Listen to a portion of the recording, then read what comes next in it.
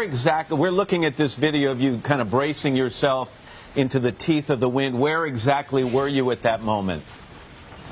We were on Tunnel Key. We were up on the causeway. It's a higher area in this region where we know we can avoid the storm surge, and we just picked a spot where we knew there was nothing downwind of us so that if anything, any debris started blowing around, it would not be able to hit us at all. You just broke up for a quick sec. Say the exact location. You said you're on a causeway in where? In what area?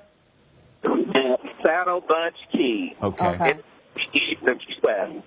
And Justin, I mean, we see the picture. The picture tells the story quite well. But what did it feel like to be, facing down that wind?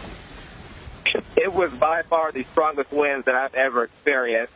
We actually got a wind gust measurement of 117 miles per hour, but I have no doubt that there were probably some wind gusts even stronger than that our wind anemometers weren't able to measure. It was just so strong and powerful, it just made it almost impossible at times to stand up, as you can see from my video where I fell down.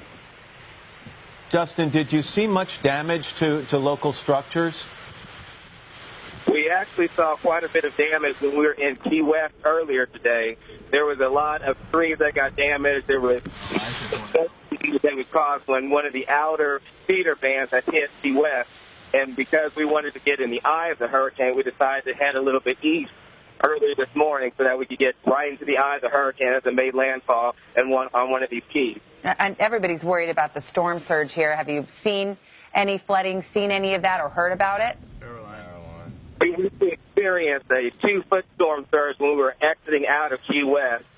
There was a point where when we were on the causeway trying to get to the other keys, where we ended up crossing some water over the road, and I actually got out to see just how deep the water was before we tried to drive over it, and it was knee-deep, so it was about 2 to 2.5 feet high. Justin, a second ago you said that those were the strongest winds you had ever personally felt. Again, you do this as your hobby or your living.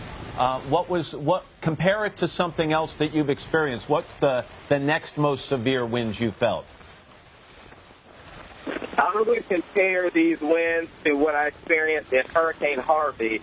We were actually facing that hurricane in the Rockport area when it made landfall a couple of weeks ago. And up to this point, that was the strongest hurricane that I had personally ever experienced. The winds with this one were even stronger, if that can put everything into perspective of just how powerful this hurricane is.